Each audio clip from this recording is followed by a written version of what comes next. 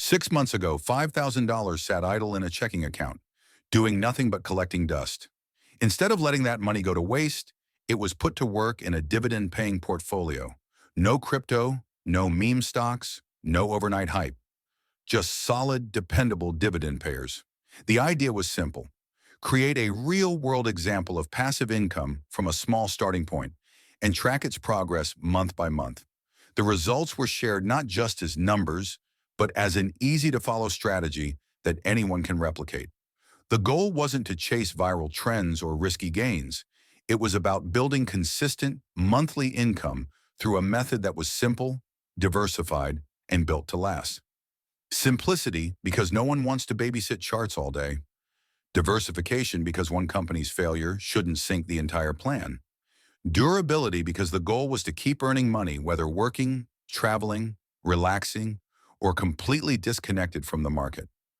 To make this strategy real, a portfolio was built with three main categories. The first bucket, 50% of the total, was invested in two dividend-focused ETFs. These funds do the heavy lifting, so there's no need to analyze every earnings report.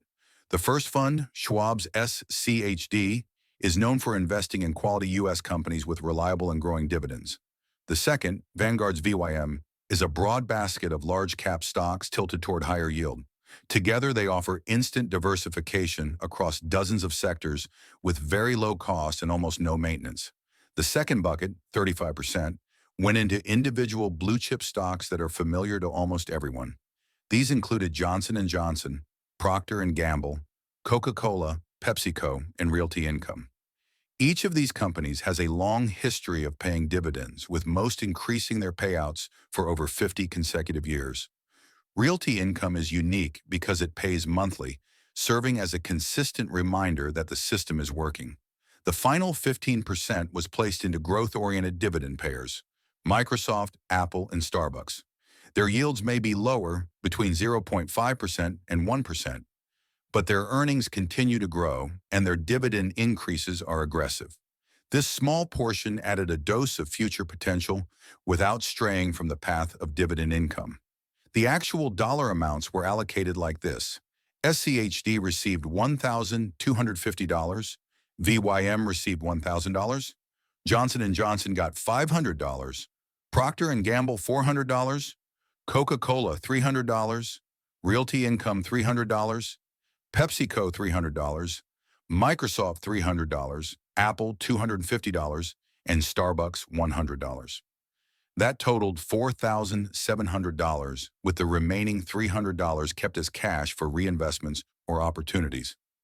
Everything was set up in a brokerage account with DRIP, dividend reinvestment, turned on, meaning every dividend payment was automatically used to buy more shares.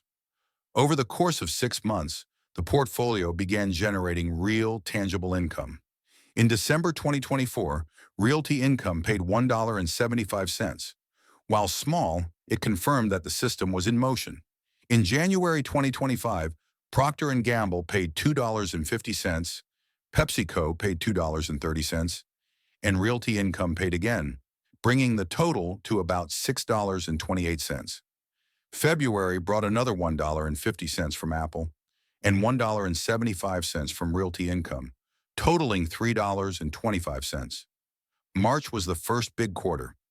SCHD paid $10.94, VYM paid $7.50, Johnson & Johnson paid $3.38, Microsoft paid 83 cents, Starbucks contributed 38 cents, and Realty Income added its usual $1.75, bringing the monthly total to $29.58.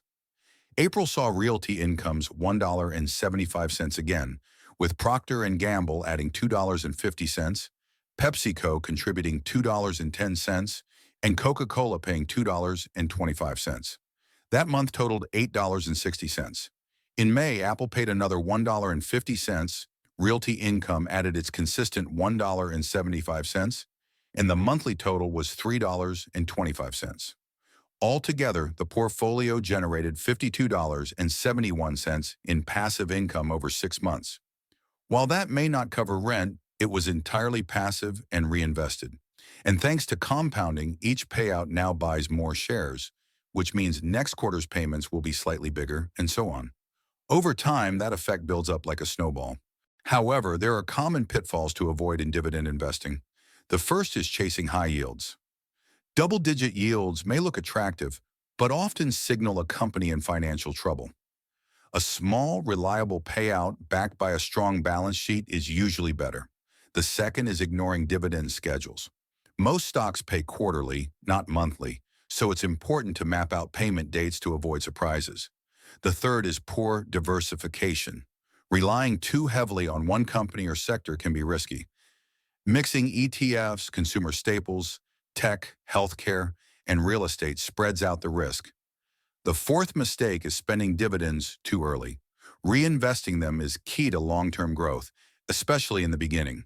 Looking forward, an extra $200 is being added to the portfolio each month. That money will go toward buying more shares of SCHD and VYM, picking up additional realty income during dips, and potentially adding new companies like Home Depot. With continued reinvestment and market cooperation, the next 6 months are expected to produce over $200 in dividends. Some may ask, why bother with just $5,000? Why not wait until having $50,000 or $100,000 to invest? The answer is simple. Time matters more than size at the beginning. A small investment started early can grow faster than a larger one started later. It also helps build good habits and real-world experience with actual money. There's no need to copy the exact investments. The principle is what matters. Use diversified ETFs, stable blue-chip companies, and a touch of growth. If other names fit the same profile, that works too. The system is the real value. Could someone live entirely off dividends from $5,000? Definitely not. But from $500,000 or $1 million? Absolutely. The point of starting with $5,000 is to build the foundation early, so growing it later becomes easier. Think of it like planting a seed before dreaming of the shade. A few core principles can help anyone succeed in dividend investing. Choose quality companies, know when each stock pays, automate reinvestments, keep contributing, and stay patient. The market will fluctuate, but dividends tend to march on. There's a simple formula behind it all. Consistency plus time multiplied by reinvestment equals growing passive income. That's how wealth is built, slowly, steadily, and predictably. Most people fail because they try to sprint and give up when results don't come fast enough. But steady, consistent effort wins in the long run.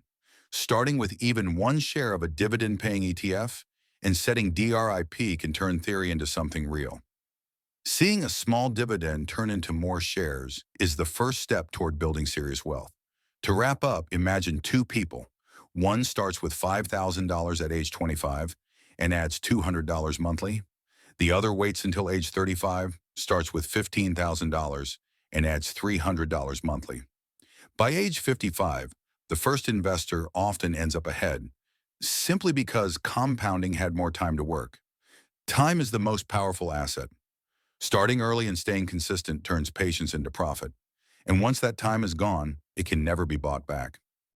Thanks for watching InvestingFlix, where smart money learns smarter moves. Subscribe for more insights that grow your wealth.